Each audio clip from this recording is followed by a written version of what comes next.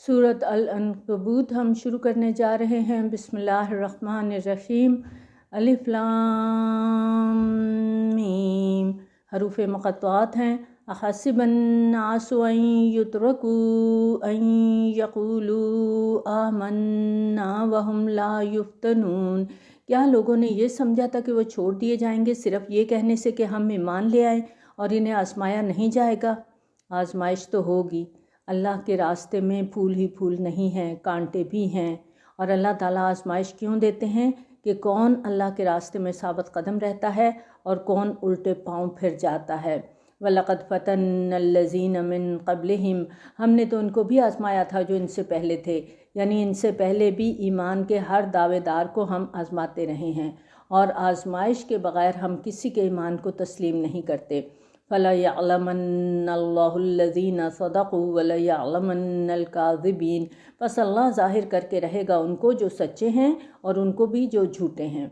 یعنی اللہ تعالیٰ آزمائش کے ذریعے سے یہ ثابت کر دے گا، ظاہر کر دے گا، یہ جان لے گا کہ کون کتنے پانی میں ہے۔ وہ الگ الگ کر دے گا منافق کو اور سچے مومن کو، کون ایمان کا کمزور ہے اور کس کا ایمان قوی ہے۔ ام حسب الذین یعملون السیئات ان یسبقونا ساء ما یحکمون، کیا سمجھ رکھا ہے ان لوگوں نے جو برائیوں کا ارتکاب کر رہے ہیں کہ وہ ہماری پکڑ سے بچ کر نکل جائیں گے؟ بہت ہی برا ہے جو وہ فیصلہ کرتے ہیں۔ اس آیت کو سمجھنے کے لیے مکہ مکرمہ کے ماحول اور اس میں اہل ایمان کے ساتھ جو دل دہلا دینے والی اذیتیں ان کو دی جا رہی تھیں، ان کو اپنے تصور میں لانے کی اس وقت ضرورت ہے تاکہ اس آیت کی روح کو ہم سمجھ سکیں۔ جہاں ابو جہل کو کھلی چھوٹ تھی کہ وہ حضرت یاسر اور حضرت سمیہ رضی اللہ عنہما کو جس طرح چاہے بربریت کا نشانہ بنائے، امیہ بن خلف مالک اور مختار تھا حضرت بلال رضی اللہ تعالیٰ عنہ کی قسمت کا کہ جیسا چاہے سلوک کرے، انہیں مار پیٹ کے لہو لہان کر دے، گرم ریت پر لٹا کر سینے پر بھاری پتھر رکھ دے، یا گلے میں رسی ڈال کے مردہ جانوروں کی طرح مکہ کی گلیوں میں گھسیٹتا پھرے۔ اس پس منظر کو اگر ہم ذہن میں رکھیں تو اس آیت کا مفہوم اس طرح سے ہوگا کہ کیا بربریت کا، ظلم کا یہ بازار گرم کرنے والے درندوں نے یہ سمجھ رکھا ہے کہ انہیں کوئی پوچھنے والا نہیں ہے؟ کیا ابو جہل اور امیہ بن خلف کو خوش فہمی ہے کہ وہ ہماری گرفت سے بچ جائیں گے؟ ایسا ہرگز نہیں ہوگا۔ انہیں سب کچھ حساب دینا ہوگا۔ وہ وقت دور نہیں ہے جب بہت جلد یہ پانسا پلٹ جائے گا اور انہیں لینے کے دینے پڑ جائیں گے۔ چنانچہ ایسا ہوا۔ چند ہی سال بعد غزوہ بدر میں کفر اور ظلم کے بڑے بڑے لمبرداروں کا حساب چکا دیا گیا، اور میدان بدر میں ہی امیہ بن خلف کو بھی مکافات عمل کے بے رحم شکنجے میں جکڑ کر حضرت بلال رضی اللہ تعالیٰ عنہ کے قدموں میں ڈال دیا گیا۔ اس وقت حضرت عبد الرحمن بن عوف رضی اللہ تعالیٰ عنہ کی کوشش تھی کہ وہ امیہ کو قتل ہونے سے بچا لیں اور اسے قیدی بنا لیں، لیکن حضرت بلال رضی اللہ تعالیٰ عنہ نے اسے جہنم رسید کر کے چھوڑا۔ ان بطش ربک لشدید، بلا شبہ آپ کے رب کی گرفت بہت سخت ہے۔ من کان یرجو لقاء اللہ فإن اجل اللہ لآت، جو کوئی بھی اللہ کی ملاقات کا امیدوار ہے اسے یقین رکھنا چاہیے کہ یقیناً اللہ کا معین کردہ وقت آ کر رہے گا۔ یہ اللہ کا وعدہ ہے کہ اگر بندہ مومن دنیا میں اپنا تن من دھن اللہ کے راستے میں کھپا دے گا تو اس کی قربانی کا صلہ اسے آخرت کی نعمتوں کی صورت میں ضرور دیا جائے گا، اور اللہ کا یہ وعدہ ادھار کا وعدہ ہے۔ یہ وعدہ پورا ہوگا جب ہم اللہ کے ہاں پیش ہوں گے، جب قیامت قائم ہوگی، جب حساب کتاب ہوگا۔ دوسری طرف جو دنیا کے ظاہری معاملات کو جب انسان دیکھتا ہے کہ وہاں تو نو نقد نہ تیرا ادھار کے اصول ہے، تو وہ زیادہ اطمینان محسوس کرتا ہے، اور انسان کی اسی کمزوری سے شیطان فائدہ اٹھاتا ہے، پھر اس کے دل میں وسوسے ڈالتا ہے، اس کے یقین کو متزلزل کرنے کی کوشش کرتا ہے۔ تو یہاں پر صحابہ کرام رضی اللہ تعالیٰ عنہم کو تسلی دی جا رہی ہے کہ اے شمع توحید کے پروانوں، شیطان تمہارے دلوں میں کسی قسم کا وسوسہ پیدا کرنے میں کامیاب نہ ہونے پائے۔ تم اطمینان رکھو، تمہارے ساتھ کیے گئے اللہ کے تمام وعدے ضرور پورے ہوں گے، اور آخرت کا دن ضرور آئے گا اور تمہیں تمہاری قربانیوں کا بھرپور صلہ دیا جائے گا۔ وَهُوَ السَّمِيعُ الْعَلِيمُ، اور وہ سب کچھ سننے والا اور ہر چیز کا علم رکھنے والا ہے۔ تمہارے ساتھ جو ظلم ہو رہا ہے، جو زیادتیاں ہو رہی ہیں، اللہ تعالیٰ تمہارے حالات سے بخوبی آگاہ ہے۔ تمہاری کوئی تکلیف، کوئی قربانی اس کی نگاہ سے پوشیدہ نہیں ہے۔ وَمَن جَاهَدَ فَإِنَّمَا يُجَاهِدُ لِنَفْسِهِ إِنَّ اللَّهَ لَغَنِيٌّ عَنِ الْعَالَمِينَ، اور جو کوئی بھی جہاد کرتا ہے تو اپنے فائدے کے لیے جہاد کرتا ہے، یقیناً اللہ تمام جہانوں سے بے نیاز ہے۔ جہاد جوہد سے ہے، جد و جہد ہم اردو میں بھی پڑھتے ہیں۔ فرمایا کہ تم میں سے جو کوئی اللہ کے راستے میں جد و جہد کر رہا ہے، کوشش کر رہا ہے، اس کے لیے تکلیفیں اٹھا رہا ہے، قربانیاں دے رہا ہے، تو اس سب کا فائدہ بھی اسی کی ذات کو ملے گا۔ وہ اپنے ان اعمال کا اللہ پر احسان نہ دھرے۔ اللہ کو ان چیزوں کی حاجت نہیں ہے، اللہ تو ان چیزوں سے بلند ہے، بے نیاز ہے۔ ان اللہ لغنی عن العالمین۔ سورۃ حجرات میں اللہ تعالیٰ فرماتے ہیں، اے نبی صلی اللہ علیہ وآلہ وسلم، یہ لوگ آپ پر احسان جتاتے ہیں کہ وہ مسلمان ہو گئے۔ آپ کہہ دیجئے، تم لوگ اپنے اسلام کا مجھ پر احسان مت دھرو، بلکہ یہ تو تم پر اللہ کا احسان ہے کہ اس نے تمہیں ایمان کی ہدایت دی، اگر تم ایمان کے دعوے میں سچے ہو۔ والذین آمنوا وعملوا الصالحات لنکفرن عنہم سیئاتہم، اور جو لوگ ایمان لائے اور انہوں نے نیک اعمال کیے، ہم لازماً دور کر دیں گے ان سے ان کی برائیاں۔ یعنی ایمان لانے کے بعد جو لوگ ایمان کے تقاضوں کو پورا کریں گے، اس میں آپ ہم سب شامل ہیں کہ ایمان کے راستے میں آنے والی مصیبتوں اور تکلیفوں کو خندہ پیشانی سے برداشت کریں گے تو اللہ کا وعدہ ہے لنکفرن عنہم سیئاتہم، تو ہمارے دامن پہ جو گناہوں کے چھوٹے موٹے داغ دھبے ہیں وہ اللہ تعالیٰ اپنی رحمت کے ساتھ دور کر دیں گے۔ وَلَنَجْزِيَنَّهُمْ أَحْسَنَ الَّذِي كَانُوا يَعْمَلُونَ، اور ہم لازماً ان کو بہترین بدلہ دیں گے ان کے اعمال کا۔ وَوَصَّيْنَا الْإِنسَانَ بِوَالِدَيْهِ حُسْنًا، اور ہم نے ہدایت کی ہے انسان کو اپنے والدین کے ساتھ حسن سلوک کی۔ مکہ میں جو حالات تھے، اسلام قبول کرنے والے بہت سے نوجوانوں کے لیے اپنے والدین کے ساتھ تعلقات کے بارے میں بہت سنجیدہ مسئلہ پیدا ہو گیا تھا۔ ایک طرف قرآن کی یہ ہدایت تھی کہ انسان اپنے والدین کے ساتھ حسن سلوک کا معاملہ کرے، ان کی نافرمانی نہ کرے۔ دوسری طرف ایمان لانے والے بہت سے نوجوان عملی طور پر اپنے والدین سے بغاوت کے مرتکب ہو رہے تھے۔ چنانچہ ایسے تمام نوجوان اخلاقی جذباتی طور پر شدید دباؤ کا شکار تھے۔ اب مشرک والدین کا ان سے تقاضا تھا کہ تم ہماری اولاد ہو، ہم نے تمہیں پالا پوسا ہے، تم پر لازم ہے کہ ہمارا حکم مانو اور محمد صلی اللہ علیہ وآلہ وسلم سے تعلق توڑ کر اپنے مذہب پر واپس آؤ۔ جیسے ہم دیکھتے ہیں حضرت سعد بن ابی وقاص رضی اللہ تعالیٰ عنہ کا معاملہ تھا۔ ان کے والد فوت ہو چکے تھے، والدہ نے بڑی محنت سے ان کو پالا تھا، اور آپ بہت ہی شریف النفس نوجوان تھے، والدہ سے بہت زیادہ محبت بھی کرتے تھے۔ اور جب آپ رضی اللہ تعالیٰ عنہ ایمان لے آئے تو ان کی والدہ نے قسم کھا لی کہ اگر بیٹا والد کے دین پر واپس نہیں آیا تو وہ بھوکی پیاسی رہ کے خود کو ہلاک کر لیں گی۔ اب دیکھیں کہ ایک ماں ہے، بھوک پیاس سے مر رہی ہے، بیٹا اس کی حالت کو دیکھ رہا ہے، اور ایک فرما بردار بیٹے کے لیے یہ کتنا سخت امتحان تھا۔ چنانچہ یہ سوال بہت اہم تھا کہ ایسے نوجوان ان حالات میں کیا کریں۔ ایک طرف والدین کے ساتھ حسن سلوک کا حکم دیا جا رہا تھا، دوسری طرف مشرک والدین کا یہ اصرار کہ ان کی اولاد ان کی فرما برداری کا ثبوت دے، اسلام کو چھوڑ کے واپس اپنے دین پر آ جائے۔ چنانچہ اس آیت میں اس نازک مسئلے کے بارے میں رہنمائی فرمائی گئی۔ وَوَصَّيْنَا الْإِنسَانَ بِوَالِدَيْهِ حُسْنًا، اور ہم نے ہدایت کی ہے انسان کو اپنے والدین کے ساتھ حسن سلوک کی۔ وَإِن جَاهَدَاكَ لِتُشْرِكَ بِي مَا لَيْسَ لَكَ بِهِ عِلْمٌ فَلَا تُطِعْهُمَا، اور اگر وہ تم پر دباؤ ڈالیں کہ تم میرے ساتھ شریک ٹھہراؤ ایسی چیزوں کو جن کے بارے میں تمہیں کوئی علم نہیں، تو ان کا کہنا مت مانو۔ اس آیت میں واضح انداز میں اولاد کے لیے والدین کی فرما برداری کی حد بتا دی گئی کہ والدین کے حقوق بہرحال اللہ کے حقوق کے بعد ہیں، یعنی اللہ کا حق، اللہ کا حکم، اللہ کے دین کا تقاضا ہر صورت میں والدین کے حقوق اور ان کی مرضی پر فائق رہے گا۔ لہٰذا کسی نوجوان کے والدین اگر اسے کفر اور شرک پر مجبور کر رہے ہوں تو وہ ان کا مطالبہ نہیں مانے گا۔ البتہ اس صورت میں بھی نہ تو وہ ان کے ساتھ بدتمیزی کرے گا، نہ سینہ تان کے جواب دے گا، بلکہ ادب سے انہیں سمجھائے گا کہ ان کا یہ حکم ماننا اس کے لیے ممکن نہیں ہے۔ اس لیے اس کی درخواست ہے کہ وہ اس پر دباؤ نہ ڈالیں۔ اور اس سلسلے میں حضرت ابراہیم علیہ السلام کا اپنے مشرک والد کے ساتھ مکالمہ سورۃ مریم کی آیت نمبر 42 سے 45 تک ہم نے پڑھا، جو اس حکمت عملی کی بہترین مثال ہے۔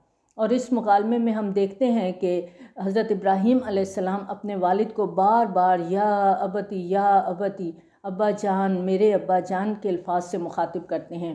الیہ مرجعکم فانبئکم بما کنتم تعملون، میری ہی طرف تمہیں لوٹ کر آنا ہے، پھر میں تمہیں بتا دوں گا جو کچھ تم کرتے رہے تھے۔ والذین آمنوا وعملوا الصالحات لندخلنہم فی الصالحین، اور وہ لوگ جو ایمان لائے اور انہوں نے نیک اعمال کیے، ہم انہیں لازماً داخل کریں گے صالحین میں۔ نیک اہل ایمان کو صالحین کے گروہ میں شامل کرنے کا یہ وعدہ دنیا کے لیے بھی ہے اور آخرت کے لیے بھی ہے۔ اور مکہ کے جو حالات تھے اس کے پس منظر میں سمجھنے کی ضرورت ہے کہ جہاں اہل ایمان اپنے پیاروں سے کٹ رہے تھے، والدین اپنے جگر گوشوں کو چھوڑنے پر مجبور ہو گئے تھے، اولاد والدین کی شفقت اور محبت سے محروم ہو رہی تھی، بھائی بھائیوں سے جدا ہو رہے تھے۔ جیسے ہم دیکھتے ہیں کہ سردار قریش عتبہ بن ربیعہ کے بڑے بیٹے حذیفہ رضی اللہ تعالیٰ عنہ ایمان لے آئے تھے، جبکہ چھوٹا بیٹا ولید کافر ہی رہا تھا۔ تو اگر انسانی سطح پر دیکھا جائے تو حضرت حذیفہ رضی اللہ تعالیٰ عنہ کے لیے بڑا کڑا امتحان تھا۔ بہرحال جو بھی صحابہ رضی اللہ تعالیٰ عنہم اس آزمائش اور امتحان سے دوچار ہوئے، انہوں نے غیر معمولی حوصلے اور استقامت کا مظاہرہ کیا، لیکن آخر انسان تھے، ان کے دل اندر سے زخمی تھے۔ اب ان کے زخمی دلوں پر مرہم رکھنے کی ضرورت تھی۔ چنانچہ اس آیت کو اگر اس سیاق و سباق کے ساتھ ہم پڑھیں تو اس کا مطلب اس طرح سے آتا ہے کہ اے میرے جانثار بندو، اگر تم لوگ مجھ پر اور میرے رسول صلی اللہ علیہ وآلہ وسلم پر ایمان لا کر اپنے بھائی بہنوں اور عزیز رشتہ داروں سے کٹ چکے ہو تو رنجیدہ مت ہونا، پریشان مت ہونا۔ دیکھو، ہم نے تمہارے لیے نبی رحمت صلی اللہ علیہ وآلہ وسلم اور اہل ایمان کے گروہ کی صورت میں نئی محبتوں کا بندوبست کر دیا ہے، لازوال رفاقتوں کا بندوبست کر دیا ہے۔ ہمارے ہاں تمہارے لیے نئی برادری تشکیل پا رہی ہے جس کی بنیاد مضبوط نظریے پر ہے۔ اب تم لوگ اس نئی برادری کے رکن بن کے ہمارے برگزیدہ بندوں کے گروہ میں شامل ہو گئے ہو۔ وہاں پر رحمت اللہ عالمین صلی اللہ علیہ وآلہ وسلم آپ لوگوں کو اپنے سینے سے لگانے کے لیے منتظر ہیں۔ وہاں ابو بکر صدیق رضی اللہ تعالیٰ عنہ اپنے ساتھیوں سمیت تم لوگوں پر اپنی محبت اور شفقت کے جذبات نچھاور کرنے کو بے قرار ہیں۔ اس حوالے سے نبی صلی اللہ علیہ وآلہ وسلم کو بھی بار بار یاد دہانی کرائی جا رہی ہے کہ مومنین کے لیے آپ اپنے کندھوں کو جھکا کر رکھیے اور ان کے ساتھ محبت اور الفت کا معاملہ کیجیے۔ وَمِنَ النَّاسِ مَن يَقُولُ آمَنَّا بِاللَّهِ فَإِذَا أُوذِيَ فِي اللَّهِ جَعَلَ فِتْنَةَ النَّاسِ كَعَذَابِ اللَّهِ، اور لوگوں میں سے کچھ ایسے بھی ہیں جو کہتے ہیں ہم ایمان لائے اللہ پر، مگر جب انہیں اللہ کی راہ میں تکلیف پہنچائی جاتی ہے، اذیت دی جاتی ہے، تو وہ لوگوں کی ایذا رسانی کو اللہ کے عذاب کی مانند سمجھ لیتے ہیں، یعنی لوگوں کی طرف سے ڈالی گئی آزمائش سے اس طرح گھبرا جاتے ہیں جیسے ان پر اللہ کا عذاب نازل ہو گیا ہے۔ یہ آیت مکہ میں اس وقت نازل ہوئی جب اسلام میں منافقت کا شائبہ تک نہیں تھا۔ یہ وہ وقت تھا جب کلمہ توحید کا اقرار کرنے والے ہر شخص پر ہر سائے حیات تنگ کر دیا جاتا تھا۔ ایسے ماحول میں جو کوئی بھی اسلام قبول کرتا تھا اس کے ایمان میں کسی شک و شبے کا امکان بھی نہیں تھا، لیکن یہ حقیقت بھی اپنی جگہ پر مسلم ہے کہ تمام لوگوں کی طبیعتیں ایک جیسی نہیں ہوتی۔ جذبے، بہادری، استقامت وغیرہ میں تمام انسان برابر نہیں ہوتے۔ اس آیت میں اسی حوالے سے ایک ایسے کردار کا ذکر ہو رہا ہے جو ایمان تو پورے خلوص سے لایا ہے، مگر اس راستے کی مشکلات اور آزمائشوں کو جھیلنے کا حوصلہ اس میں نہیں ہے۔ وَلَئِن جَاءَ نَصْرٌ مِّن رَبِّكَ، اور اے نبی صلی اللہ علیہ وآلہ وسلم، اگر آپ کے رب کی طرف سے مدد آ جائے، لَيَقُولُنَّ إِنَّا كُنَّا مَعَكُمْ، یہ ضرور کہیں گے کہ ہم آپ لوگوں کے ساتھ ہی تو تھے۔ یعنی جب صورتحال تبدیل ہو جائے گی، دین کی خاطر سر دھڑ کی بازی لگا دینے والوں کو اللہ تعالیٰ فتح سے ہمکنار کرے گا، تو اس کردار کے لوگ فتح کے ثمرات میں حصہ دار بننے کے لیے آ جائیں گے کہ ہم تو دل ہی دل میں آپ کے ساتھ تھے۔ اَوَلَيْسَ اللَّهُ بِأَعْلَمَ بِمَا فِي صُدُورِ الْعَالَمِينَ، تو کیا اللہ بخوبی واقف نہیں ہے اس سے جو جہان والوں کے سینوں میں چھپا ہوا ہے؟ اللہ تعالیٰ تو سینوں کے بھید جانتا ہے، وہ ان کی نیتیں جانتا ہے۔ وَلَيَعْلَمَنَّ اللَّهُ الَّذِينَ آمَنُوا وَلَيَعْلَمَنَّ الْمُنَافِقِينَ، اور یقیناً اللہ ظاہر کر کے رہے گا اہل ایمان کو بھی اور ظاہر کر کے رہے گا منافقین کو بھی۔ یعنی ابھی اس مرض کی ابتدا ہے۔ منافقت کا مرض ٹی بی کی طرح ہوتا ہے، انفیکشن سے شروع ہوتا ہے اور مختلف مراحل سے گزرتا ہوا لا علاج روگ بن جاتا ہے۔ تو ابھی تم لوگوں کو انفیکشن ہوئی ہے، ابھی تم نے اس کے تدارک کی اگر فکر نہ کی تو یہ روگ ابتدائی مرحلے سے آگے بڑھ جائے گا، مہلک اور لا علاج ہو جائے گا۔ وقال الذین کفروا للذین آمنوا اتبعوا سبیلنا ولنحمل خطایاکم، اور یہ کافر کہتے ہیں اہل ایمان سے کہ تم ہمارے راستے کی پیروی کرو، ہم آخرت میں تمہاری خطاؤں کا بوجھ اٹھا لیں گے۔ اس آیت میں مکہ کے ماحول میں ایمان لانے والے نوجوانوں کے تیسرے اہم مسئلے کی نشاندہی کی گئی ہے، یعنی رشتوں کے کٹنے اور کہیں کہیں حوصلے کی کمزوری کے اظہار کے علاوہ ایک اور سنجیدہ مسئلہ یہ بھی تھا کہ قبیلے کے بڑے بوڑھے نوجوانوں کو سمجھانے بیٹھ جاتے تھے کہ دیکھو تم نوجوان ہو، باصلاحیت ہو، خاندانی کاروبار کے وارث ہو، ایک روشن مستقبل تمہارے سامنے ہے، یہ تم جذبات میں آ کے اپنا راستہ علیحدہ کیوں کر رہے ہو؟ اس راستے میں مشکلات ہیں، پریشانیاں ہیں، افلاس ہے، اس کے سوا تمہیں کچھ نہیں ملے گا۔ ہماری طرف دیکھو، ہم نے اس دنیا میں ایک عمر گزاری ہے، ہم نے بال دھوپ میں سفید نہیں کیے، ہم زندگی کے نشیب و فراز، نفع نقصان کو خوب پہچانتے ہیں۔ اس نئے دن کی باتیں ہم نے بھی سنی ہیں، لیکن ہم سن کے جذباتی نہیں ہوئے، ہم نے پوری سمجھ بوجھ کے ساتھ ان باتوں کا تجزیہ کیا ہے اور پھر اس نتیجے پر پہنچے ہیں کہ ہمارا فائدہ ہمارے پرانے طریقے، ہمارے باپ دادا کے دین کی پیروی میں ہی ہے، لہٰذا تم ہماری بات مانو، اپنے پرانے طریقے پر واپس آ جاؤ۔ رہی بات آخرت کے حساب کی تو اس کی ذمہ داری تمہاری طرف سے ہم اٹھاتے ہیں، وہاں اگر کوئی سزا ہوئی تو تمہاری جگہ ہم بھگت لیں گے۔ اللہ تعالیٰ فرماتے ہیں وَمَا هُمْ بِخَامِلِينَ مِنْ خَطَايَاهُمْ مِنْ شَيْءٍ إِنَّهُمْ لَكَاذِبُونَ، اور وہ نہیں اٹھانے والے ان کی خطاؤں میں سے کچھ بھی، یقیناً وہ جھوٹ بول رہے ہیں۔ وَلَيَحْمِلُنَّ أَثْقَالَهُمْ وَأَثْقَالًا مَعَ أَثْقَالِهِمْ، البتہ وہ لازماً اٹھائیں گے اپنے بوجھ بھی اور ان کے ساتھ کچھ دوسرے بوجھ بھی، یعنی آخرت میں یہ لوگ صرف اپنی گمراہی کی سزا نہیں بھگت رہے ہوں گے بلکہ بہت سے دوسرے لوگوں کو گمراہ کرنے کا خمیازہ بھی انہیں بھگتنا ہوگا۔ تو اہل ایمان، اگر تم میں سے کوئی خطا کرے گا تو وہ خود جواب دہ ہوگا، تمہاری کسی خطا کا بوجھ یہ لوگ نہیں اٹھا سکیں گے۔ وَلَا يَسْأَلُنَّ يَوْمَ الْقِيَامَةِ عَمَّا كَانُوا يَفْتَرُونَ، اور ان سے لازماً باز پرس ہوگی قیامت کے دن اس بارے میں جو جھوٹ یہ گھڑ رہے ہیں، یعنی قیامت کے دن دوسروں کی خطاؤں کا بوجھ اٹھانے کا یہ دعویٰ ان کا خود ساختہ جھوٹ ہے، اور قیامت کے دن اس جھوٹ کا بھی انہیں حساب دینا ہوگا۔ اس سلسلے میں اللہ کا اٹل فیصلہ اور قانون یہ ہے وَلَا تَزِرُ وَازِرَةٌ وِزْرَ أُخْرَىٰ، سورۃ اسراء کی آیت نمبر 10 ہے کہ اس دن کوئی بوجھ اٹھانے والی جان کسی دوسری جان کا بوجھ نہیں اٹھائے گی۔ وَلَقَدْ أَرْسَلْنَا نُوحًا إِلَىٰ قَوْمِهِ فَلَبِثَ فِيهِمْ أَلْفَ سَنَةٍ إِلَّا 50 عَامًا، اور ہم نے بھیجا تھا نوح علیہ السلام کو اس کی قوم کی طرف، تو وہ رہا ان کے درمیان 50 برس کم 1000 برس، یعنی حضرت نوح علیہ السلام اپنی قوم کے درمیان 950 سال تک رہے۔ یہاں پر ہم دیکھتے ہیں کہ حضرت نوح علیہ السلام کا ذکر قرآن مجید میں متعدد بار آیا ہے، لیکن 950 سال کا طویل عرصہ جو انہوں نے اپنی قوم کے ساتھ گزارا اس کا ذکر صرف سورۃ عنکبوت کی آیت نمبر 14 میں ہمیں ملتا ہے۔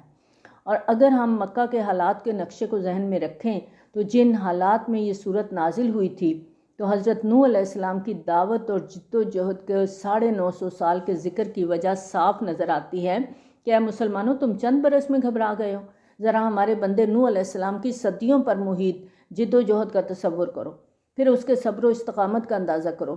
تم لوگوں کو اس راستے میں مزید امتحانات کے لیے تیار رہنا چاہیے۔ فَأَنْجَيْنَاهُ وَأَصْحَابَ السَّفِينَةِ وَجَعَلْنَاهَا آیَةً لِّلْعَالَمِينَ، تو ہم نے بچا لیا نوح علیہ السلام کو اور کشتی والوں کو، اور اس سے بنا دیا ہم نے تمام جہان والوں کے لیے نشانی۔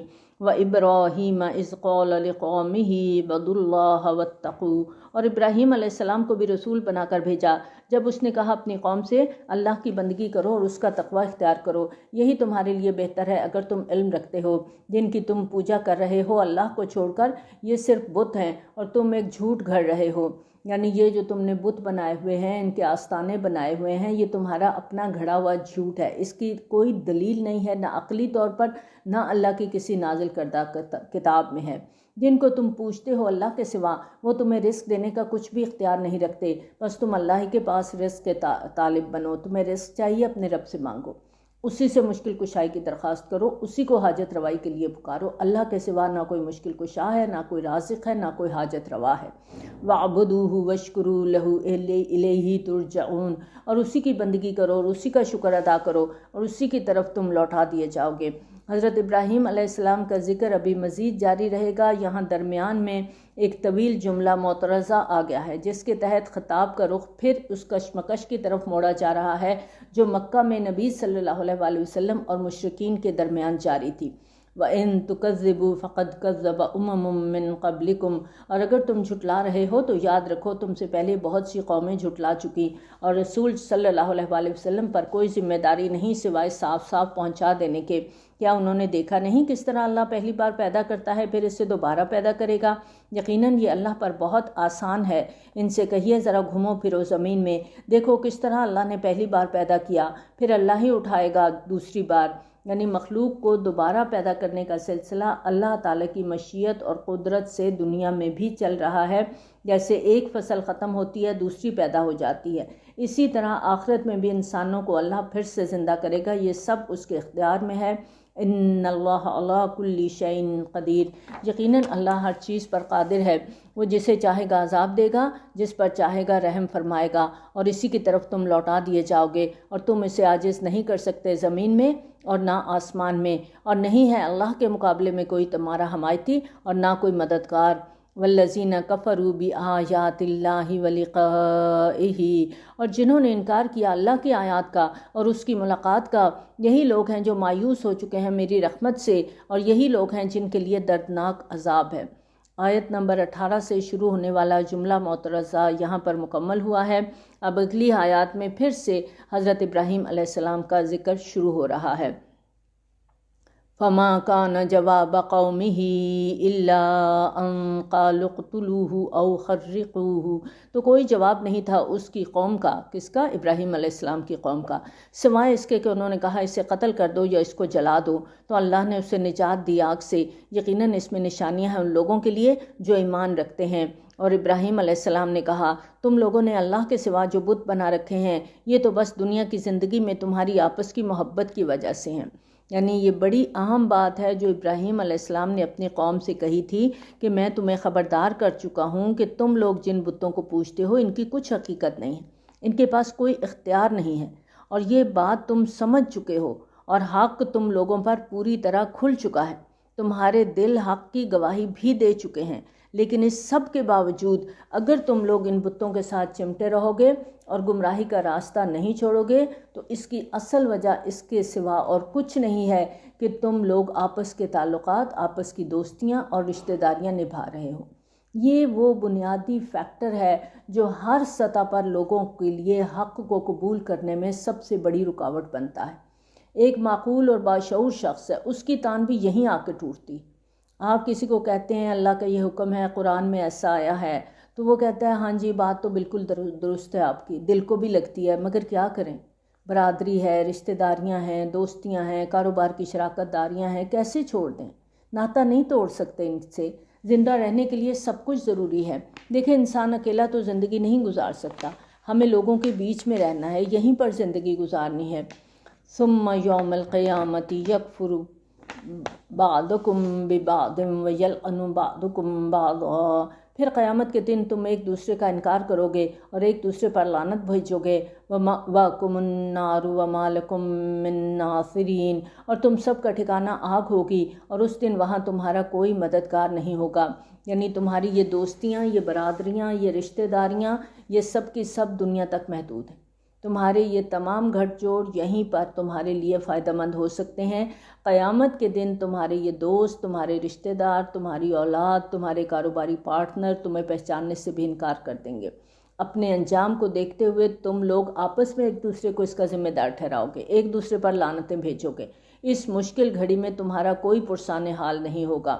فآمن لہ لوط، تو لوط علیہ السلام اس پر ایمان لے آیا۔ حضرت لوط علیہ السلام حضرت ابراہیم علیہ السلام کے بھتیجے تھے، اور جب ابراہیم علیہ السلام نے اپنا گھر بار چھوڑا تھا تو یہ ان کے ساتھ تھے۔ وقال انی مہاجر الی ربی انہ هو العزیز الحکیم، اور ابراہیم علیہ السلام نے کہا میں اپنے رب کی طرف ہجرت کر رہا ہوں، یقیناً وہ زبردست ہے، کمال حکمت والا، اس کے بعد حضرت ابراہیم علیہ السلام عراق کو چھوڑ کر شام کی طرف ہجرت کر گئے۔ وَوَهَبْنَا لَهُ إِسْحَاقَ وَيَعْقُوبَ، اور ہم نے اسے اسحاق جیسا بیٹا اور یعقوب علیہ السلام جیسا پوتا عطا کیا۔ وَجَعَلْنَا فِي ذُرِّيَّةِ النُّبُوَّةَ وَالْكِتَابِ، اور اس کی نسل میں ہم نے رکھ دی نبوت اور کتاب۔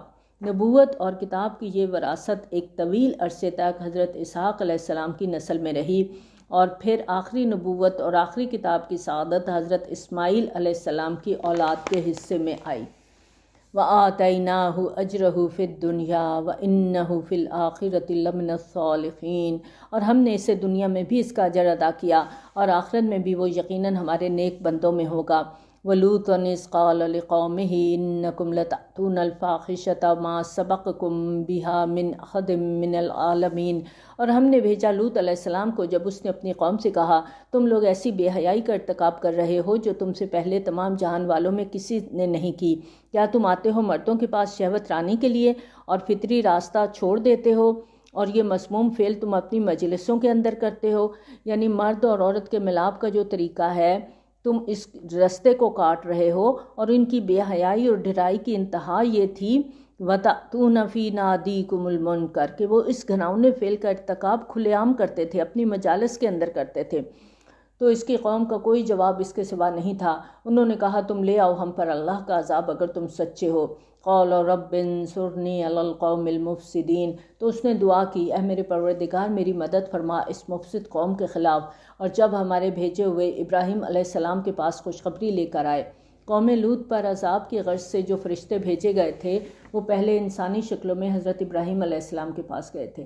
ان فرشتوں نے پہلے حضرت ابراہیم علیہ السلام کو حضرت اسحاق علیہ السلام کی پیدائش کی خوشخبری دی، اور اس کے بعد انہوں نے بتایا قالوا انا مہلکو اہلی ہذہ القریہ ان اہلہا کانوا ظالمین، انہوں نے کہا ہم اس بستی والوں کو ہلاک کرنے والے ہیں، یقیناً اس کے باسی بڑے ظالم ہیں۔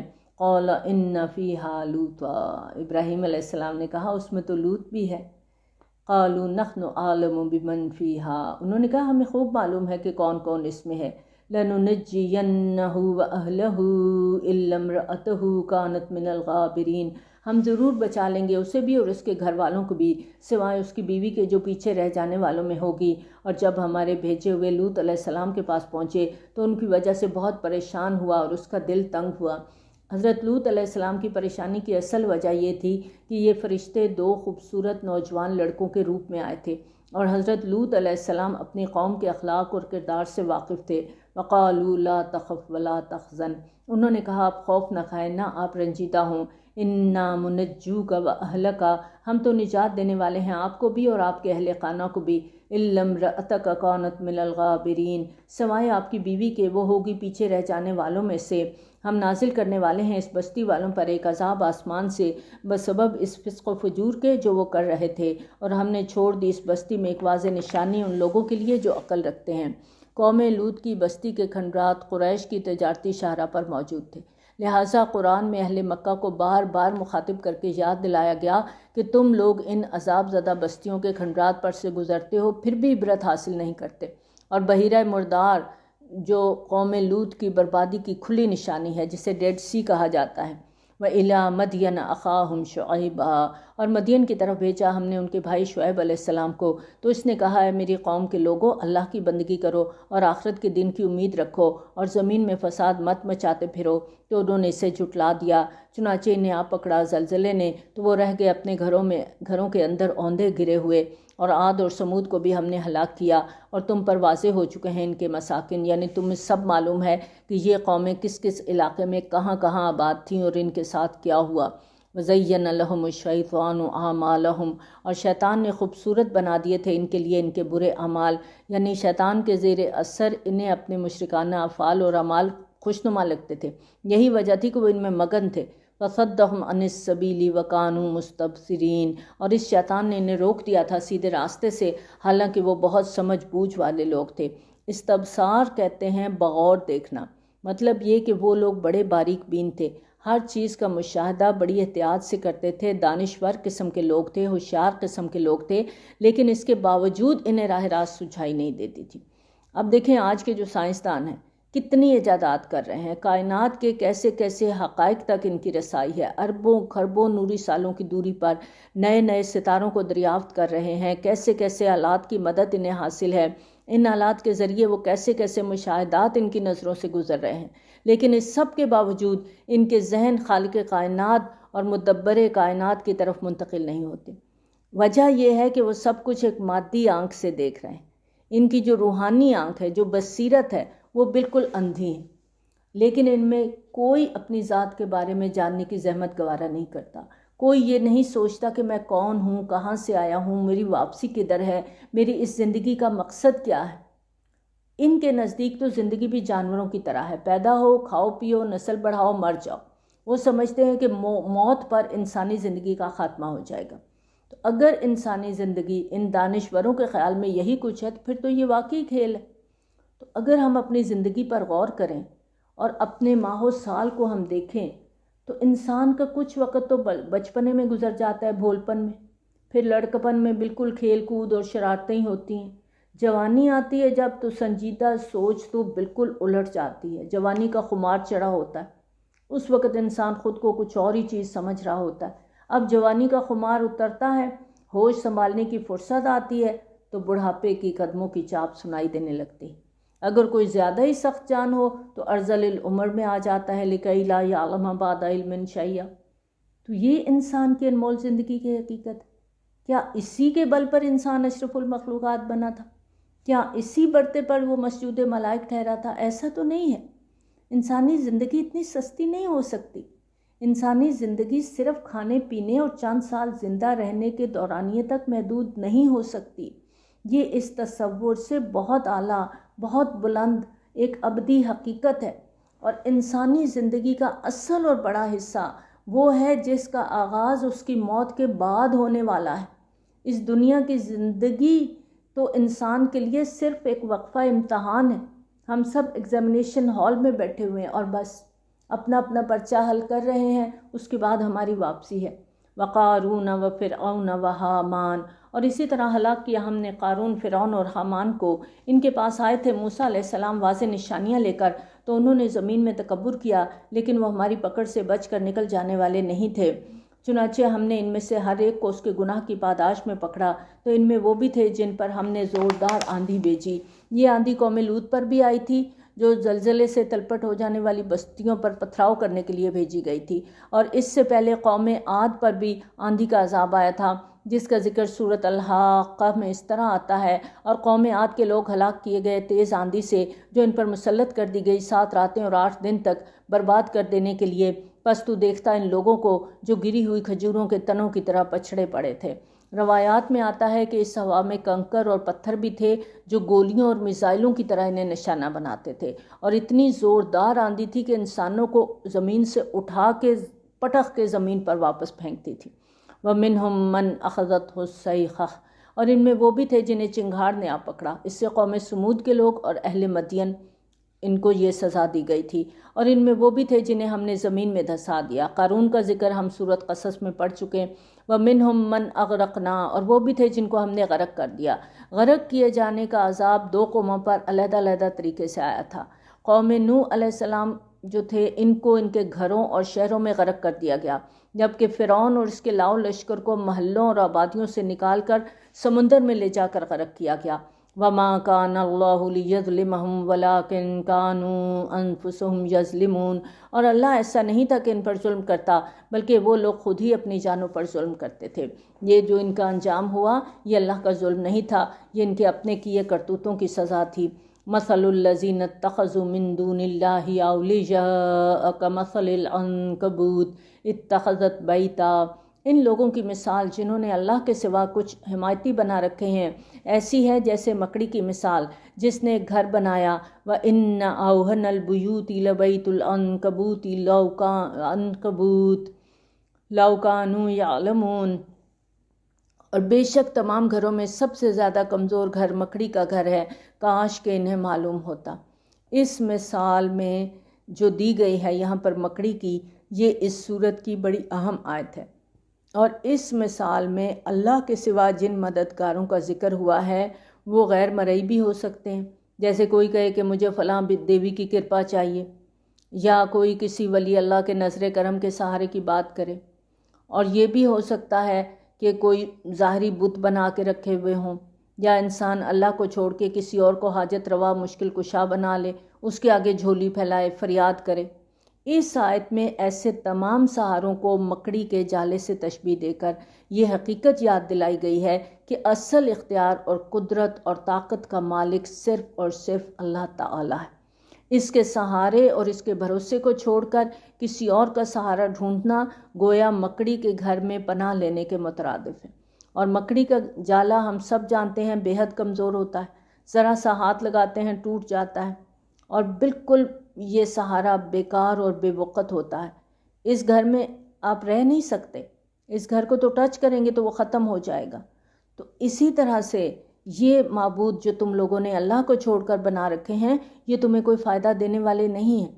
ان کا ساتھ بھی اتنا ہی کمزور ہے جیسے مکڑی کا جالا کمزور ہے۔ ان اللہ یعلم ما یدعون من دونہ من شیء وہو العزیز الحکیم۔ یقیناً اللہ خوب جانتا ہے جس چیز کو بھی یہ لوگ اس کے سوا پکارتے ہیں، اور وہ زبردست ہے اور حکمت والا۔ وَتِلْكَ الْأَمْثَالُ نَضْرِبُهَا لِلنَّاسِ وَمَا يَعْقِلُهَا إِلَّا الْعَالِمُونَ۔ اور یہ مثالیں ہم بیان کرتے ہیں لوگوں کے لیے، لیکن انہیں نہیں سمجھتے مگر وہی لوگ جو علم والے ہیں۔ خلق اللہ السماوات والارض بالحق ان فی ذلک لآیۃ للمؤمنین۔ اللہ نے تخلیق کیا ہے آسمانوں اور زمین کو حق کے ساتھ، یقیناً اس میں عظیم نشانی ہے ایمان لانے والوں کے لیے۔ وآخر دعوانا الحمد للہ رب العالمین۔ سبحانک اللہم وبحمدک نشہد ان لا الہ الا انت نستغفرک ونتوب الیک۔ السلام علیکم ورحمۃ اللہ وبرکاتہ۔